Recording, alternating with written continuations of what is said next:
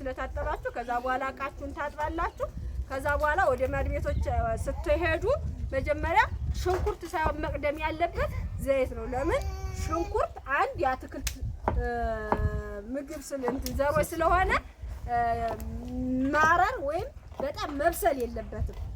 አትክልቶች በጥሬያቸው ወይም ለብ ለብ ተብለው ነው የሚበሉ። ለምን በጣም ከበሰለ ውስጥ ያሉ እኛን ሊጠቅሙ የሚችሉ ንጥረ ምግቦች ይሞታሉ። አንድ ንጥረ ምግቦች ስለሚሞቱ እናንተን ከበሰለ በኋላ ከበላችሁት ጤና አይሰጣችሁም። ወር ከመሙላት ውጭ ንጥረ ምግቦች ስለሚሞቱ ለእናንተ ለጤናችሁ ተስማሚ አትክልቶች በባህሪያቸው በሽታ ተከላካይ ናቸው አይደል እንዴ?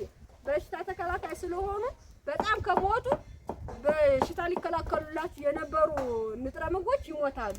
ስለዚህ አሁን መጀመሪያ ምን እናደርጋለን? ብረት ድስቶቻችንን እንጥዳለን ማለት ነው። ይሄ ታጥቦ ደርቆ ተጠፍጥፏል እሱ ማለት ነው። ስለዚህ መጀመሪያ ምን ማድረግ አለብን? ዘይት ማድረግ አለብን። ለምን አትክልቱን እንዳያርም ማለት ነው። ነይ ታሪክ ነኝ እናንተ ሳይግል ነው የምታረጉት ዘይቱ። ለምን መሰለህ? ተጋለ ሽቅ ብድግና ሊጠብሳችሁ ይችላል። አዎ ሊነድ ይችላል። ቦግ ሊል ይችላል። እያያችሁ ነው አይደል? እናንተ መጥናችሁ ይበቃዋል ብላችሁ የምትሉትን ነው የምታረጉት። ለምን ያው መለኪያ ስለሌለው በየቤታችሁ ማለት ነው። በማንኪያ ነው በእርግጥ የሚደረግ ለክታችሁ ታርጉታላችሁ። ለምን 15 ሚሊ ሊትር የሚይዝ የአትክልት ሾርባ የለም ማንኪያ በዚያ ላይ እየተቀነሰ ነው የሚታየው። አዎ በዛ ነው የምታደርጉት። ለምን እንትን ይሄ የቅባት እህሎች ወይም ቅባታማ ነገሮች ከበዙ ለጤናችን ጥሩ አይደለም። ካበዛችሁት ጥሩ ስለማይሆን ይበቃዋል ብላችሁ እናንተ ገምታችሁ ነው ማድረግ ያለባችሁ ማለት ነው።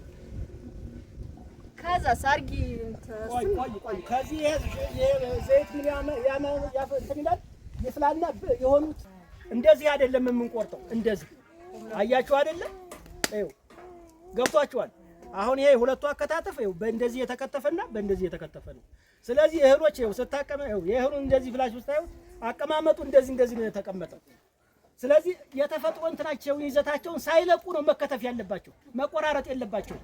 ስለዚህ እናንተም ስትሄዱ ስጋም ስትጠብሱ ሆነ ወጥም ስትሰሩ ሆነ አልጫም ስትሰሩ ሌላም ከብሰሩ እንዳለ ነው መቀመጥ ያለበት። በጣም የምናደቀው ደግሞ እጅግ በጣም እንደዚህ የምናደቀው ለህፃን ከ5 ዓመት በታች ከ2 ዓመት በታች ያሉ ህፃናቶች ስለማይወጡት በደንብ እናደቀዋለን። ምክንያቱም እነሱ ጉረሯቸው ላይ ችግር ስላለ ማለት ነው። አያችሁ እየሰራ ነው።